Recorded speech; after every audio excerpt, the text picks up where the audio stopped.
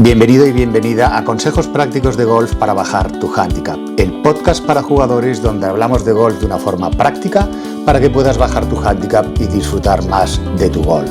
Soy Ricardo Guada, fundador de RB Training Golf, y quiero transmitirte mi experiencia de toda una vida jugando y enseñando a jugar a golf en forma de consejos prácticos que vas a poder aplicar a tu juego justo después de cada episodio.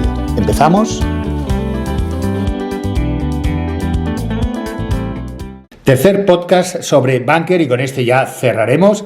Hemos repasado en los dos anteriores, recuerdo en el primero que hacíamos un repaso de, algunos consejos sobre lo que eran los grados de la cara del palo, el bounce, el concepto del ángulo de ataque, las cantidades de arena. Y en el segundo podcast ya entrábamos directamente a gestionar. Si bien en el primero también hablábamos sobre cómo sacar la bola del bunker, simplemente explicaba cómo sacarla del bunker, puesto que hay gente que realmente, tiene dificultades para sacarla. Y en el segundo ya me centraba directamente en cómo gestionar diferentes distancias. Y yo hablaba de una sacada larga, una sacada media y una sacada corta. Y si recordáis, decía que o bien lo podíamos hacer cambiando el palo o cambiando los grados de la cara del mismo, de un solo palo. Y que entonces manteníamos constantes las otras tres variables. Bien, de esto vamos a hablar en este tercer podcast, de algunas correcciones y también de una pregunta que se me hizo en un directo y que vale la pena que la responda o que te la añada en este podcast, puesto que es interesante. Y hubieron un par de personas que hablaban sobre lo mismo. Bien, te decía que la recomendación que hacía especialmente para aquellos jugadores que tenían problemas desde la arena para sacar la bola del bunker, pues de una forma al menos correcta, era que mantuvierais siempre constante la cantidad de arena, 2 dedos detrás, y las otras variables, es decir, para todo tipo de sacadas, 2 dedos detrás, y las otras variables que eran cantidad de swing, velocidad de la cabeza del palo, pues también se mantenían constantes, al igual que la cantidad de arena. Por lo tanto, lo único que variábamos, decía yo, para conseguir diferentes distancias, son los grados de la cara.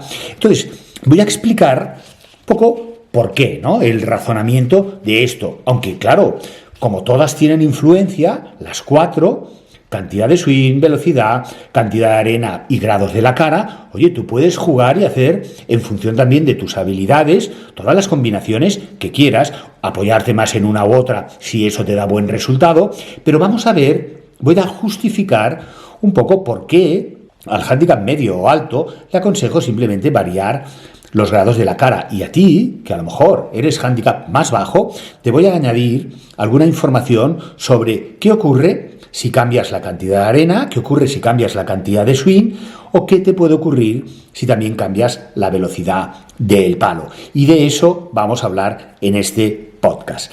Vamos a empezar con la cara del palo, que es lo que se mantiene constante. Esto no tiene problema. Variar la posición de la cara del palo es muy sencillo. Tenemos todo el tiempo del mundo. Simplemente es ir abriendo la cara. Coges el palo. No lo hagas simplemente moviendo las manos, cambia el grip, es decir, tú coges el grip con una mano, mueves el palo para que la cara quede abierta, cierras el grip con la mano derecha, ya tienes la cara abierta, pero digo que cambiar la posición, la alineación de la cara del palo para conseguir más grados es muy sencillo y tienes todo el tiempo del mundo. Vamos a ver que lo otro no es tan sencillo, gestionar las otras variables y además tiene unos efectos secundarios que básicamente es de lo que yo quería hablar en este tercer podcast sobre bunker. Vamos a hablar de la cantidad de swing. ¿Por qué recomiendo para un jugador que tiene ciertos problemas en el bunker mantener la cantidad de swing? Bueno, es lo más sencillo. Ya que ha cambiado los grados de la cara, no debería cambiar ninguna otra variable.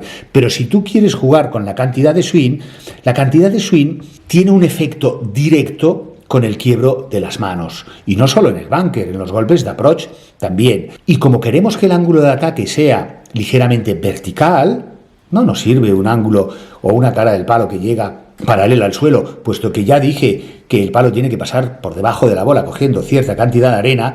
El quiebro de las manos, en este caso, que va vinculado a la longitud del swing, está totalmente relacionado con el ángulo de ataque. De esta forma, ¿qué pasaría si a mí se me ocurriera jugar con la cantidad de swing para hacer diferentes distancias. Bueno, que haría swing completo o casi completo para la sacada larga, pero que para la sacada corta lo que haría es muy poco swing. Entonces, si haces muy poco swing, no te da tiempo a que las manos quiebren o tienen muchísima más dificultad. De entrada, todos los golpes de approach o de bunker que hagáis swings cortos y el palo se mantenga cerca del suelo, creo que ya dije en el primer podcast, eso es una bola que sale baja y nosotros queremos saltar un talud. Por lo tanto, no nos va a ayudar. Pero si el palo no sube, va a ser imposible que consigamos un ángulo suficientemente vertical para hacer una sacada mínimamente decente. Por lo tanto, no es una muy buena idea, especialmente para las sacadas cortas, variar la cantidad de swing, puesto que ya digo que afecta directamente a la cantidad de quiebro, y cantidad de quiebro en golf es altura. Es cómo gestionar la altura. Si no hay quiebro, la bola va a salir baja. Y repito que el ángulo no va a poder ser vertical. Por lo tanto, tenemos gravísimos problemas de ángulo de ataque y de altura de la bola para las sacadas cortas. Evidentemente, para la larga no, porque ya haríamos el swing que yo estoy recomendando. Pero fíjate el efecto secundario que decía que tenía. En este caso, afectando a dos variables tan importantes como son la altura y el ángulo de llegada del palo a la bola. Vamos a pasar a la segunda variable, que también tiene, sin ninguna duda, influencia en la distancia que puede recorrer la bola desde el bunker, y que yo decía que mi consejo era que la mantuvieras constante. Constante, entre comillas, es decir, cuando yo digo mantener las otras tres constantes y solo jugar con los lados de la cara, quiero decir que no sea el eje principal de cómo vas a gestionar las distancias. Entiendo que de forma inconsciente la cantidad de swing y la velocidad puede ser algo mayor en una distancia larga que en una corta, pero no es algo voluntario, no es como el jugador está queriendo gestionar las distancias. Por eso digo que de forma inconsciente se podría producir, pero no de forma consciente. Por lo tanto, velocidad, no la bajes tampoco de forma consciente, ni la bajes muchísimo. Y te voy a explicar por qué. Bueno, si tú lo haces y te da muy buen resultado, pues siempre te aconsejaré que sigas con esa metodología que te permite hacer, pues muchas veces sacada de bunker y pad. Pero ¿cuál es el inconveniente que yo veo que puede ocasionar variar la velocidad de la cabeza del palo? Que sin ninguna duda va a tener influencia en la distancia. Y es que todos los jugadores, dentro del bunker y fuera de él también, y lo puedes haber comprobado, por ejemplo, con un drive, cuando varías pues significativamente la velocidad que le quieres imprimir a la cabeza del palo, es decir, si fuerzas mucho el drive o si bajas mucho por contra la velocidad con un drive no tan normal, pero a lo mejor con un hierro, puesto que te sobra un palo y bajas un poco la velocidad, fíjate que afecta claramente a la coordinación del movimiento. Y eso es así, puesto que todos tenemos una velocidad, y no tiene por qué coincidir exactamente, pero todos tenemos una velocidad intrínseca, nuestra, personal, que es la que nos permite coordinar el swing de la mejor forma posible y además a esa velocidad determinada. Entonces, tanto por encima cuando queremos forzar un golpe como por debajo cuando queremos que haga menos distancia, esa coordinación natural se ve afectada y tendemos a fallar mucho más. Por lo tanto, la velocidad, que ya digo que es otra variable que afecta a la distancia que puede recorrer la bola cuando golpeamos dentro de un bunker, bueno, va a afectar a nuestra coordinación del swing y del movimiento y lo lógico sería que incorporara muchos más errores que si no la tocamos, que movemos el palo a una velocidad donde nosotros podemos coordinar bien el swing, y el swing son pues un montón de partes. Hay que levantar los brazos, rotar el cuerpo, desgirar hacia la izquierda, golpear ligeramente contra, movernos finalmente encarándonos al objetivo, las muñecas, el quiebre de las muñecas, muchas partes del cuerpo, como ya eres consciente, que hay que coordinar. Y hombre, pues no pongamos más problemas, no, para una coordinación que para muchos jugadores ya per se es complicada y difícil. Y esa es simplemente la justificación de por qué digo que no debes variar la velocidad, o al menos que sepas cómo te afecta. Y repito que evidentemente en una sacada muy corta, hombre, yo no te digo que vayas a hacer full swing, no, bueno, puedes hacer una velocidad parecida o incluso reducirla un poquito, puesto que eso te ayudará a que la bola vaya algo menos lejos, pero no lo hagas significativamente porque a lo mejor te podría hacer fallar. Pasamos entonces a la tercera variable, dejando, como ya he dicho, los grados de la cara para gestionar las diferentes distancias. La tercera variable que yo hablaba, que manteníamos siempre constante, era la cantidad de arena. Y decía que golpeábamos, o que os recomendaba que golpearais más o menos a una distancia de la bola de unos dos dedos. ¿Por qué? ¿En qué afectaría en este caso, nuevamente, como he hecho con las otras variables que dejamos constantes, en qué te podría afectar que golpearas más cerca o más lejos de la bola? Fíjate, la idea de golpear 2 dedos detrás es para amortiguar algo la distancia, puesto que vamos a permitir que haya una pequeña interferencia de arena entre la bola y la cara del palo, y eso amortigua algo la distancia. No conseguimos la distancia que haríamos desde la calle donde la bola conecta directamente con la cabeza y las estrías del palo. Aquí hay algo de interferencia, pero a su vez permite la suficiente frenada y distancia para poderlos gestionar muy bien dentro de los bunkers cercanos a green. ¿Qué ocurre si tú no respetas estos 2 dedos y conectas directamente bola-suelo, es decir, directamente a la bola? Bien, en ese caso ya no hay interferencia de arena y por lo tanto la distancia ya no se ve amortiguada.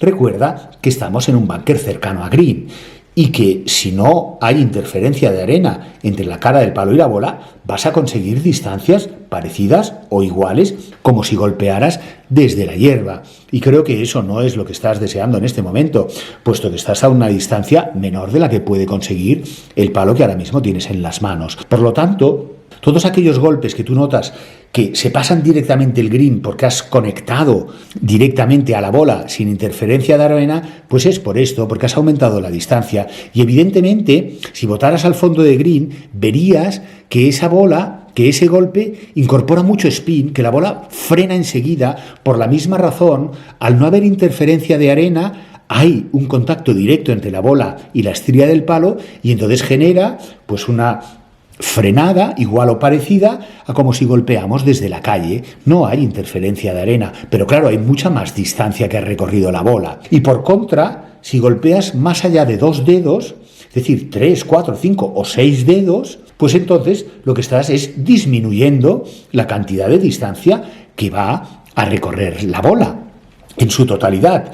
Y nuevamente, esta la dejamos constante porque estoy diciendo que afecta a la distancia. Muy cerca, mucha distancia, más lejos, menos distancia.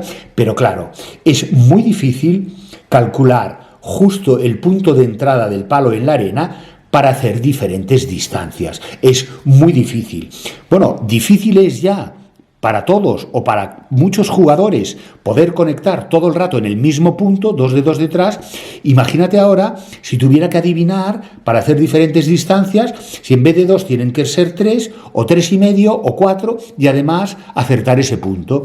Bueno, estamos dificultando muchísimo, creo, la tarea a un jugador de golf que tiene serios problemas en el búnker. Bueno, pues como yo decía en los podcasts anteriores, ¿no? Vamos a simplificárselo lo máximo posible. Oye, vamos a jugar simplemente con los grados de la cara y todo lo demás que también afecta a la distancia y ya lo sabemos, vamos a dejarlo igual para no complicarlo más y porque además tiene estos efectos, podríamos decir secundarios, entre comillas, que estoy nombrando en este podcast.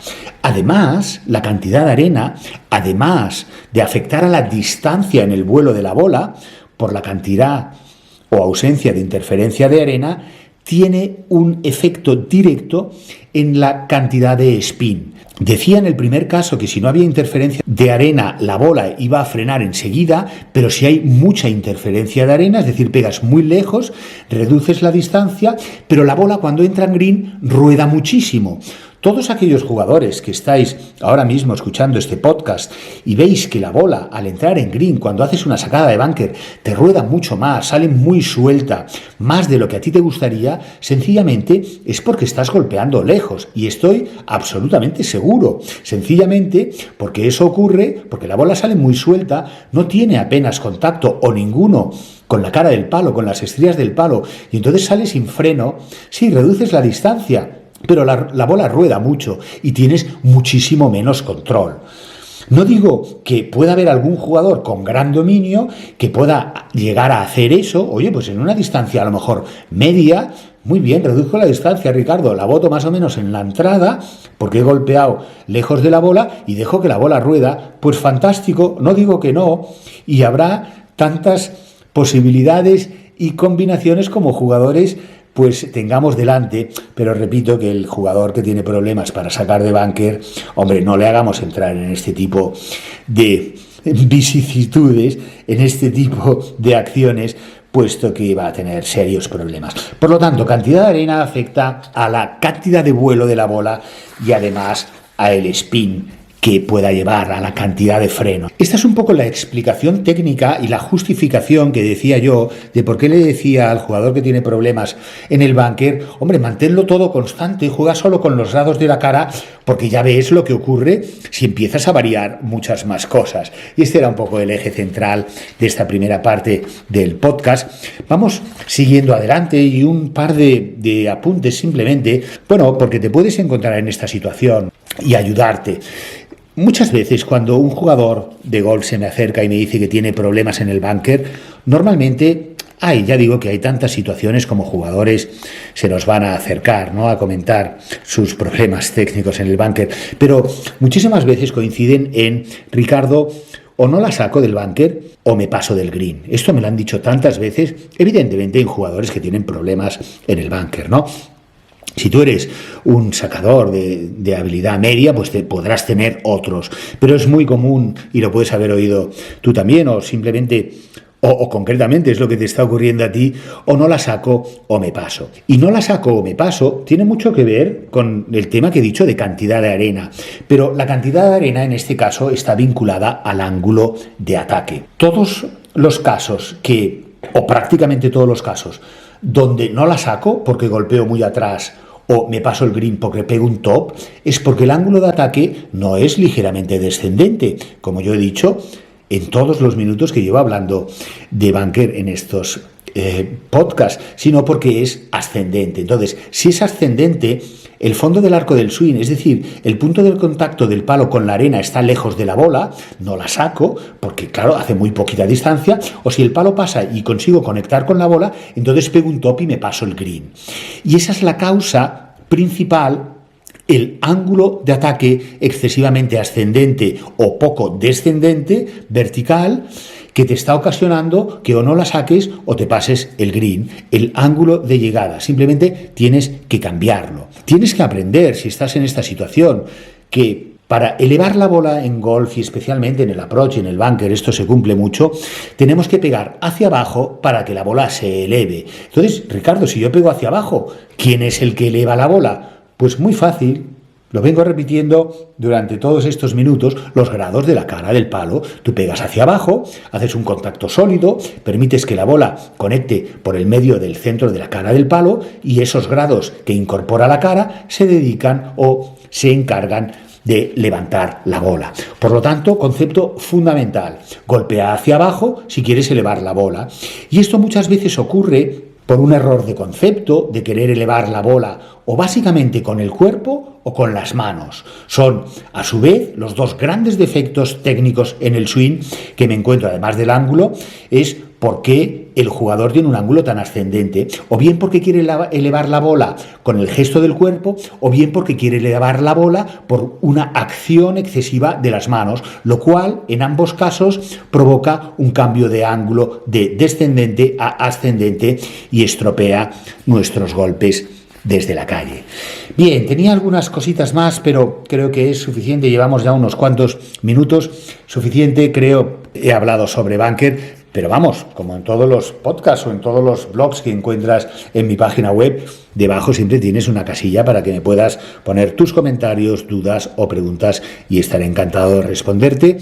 Siempre intento en un máximo plazo de 24 horas o dentro del mismo día, si me es posible. Muchísimas gracias por haber asistido a esta larga explicación sobre el búnker dividido en tres podcasts. Si quieres seguir completando tu formación, ¿por qué no? Acércate por la página web rbtraininggolf-medioonline.com. Te lo dejaré debajo escrito para que puedas acceder directamente, donde vas a encontrar muchísimos más consejos técnicos y prácticos para poder mejorar tu golf. Un fuerte abrazo a todos y a todas y que tengáis un buen golf. Un fuerte abrazo. Gracias por escuchar el podcast Consejos Prácticos para Bajar tu Handicap. Soy Ricardo Boada y si te has quedado con ganas de más, te espero en Instagram o en mi canal de YouTube. Me encontrarás por RB Training Golf. Todo junto, RB Training Golf. Nos vemos en el próximo podcast. Un saludo.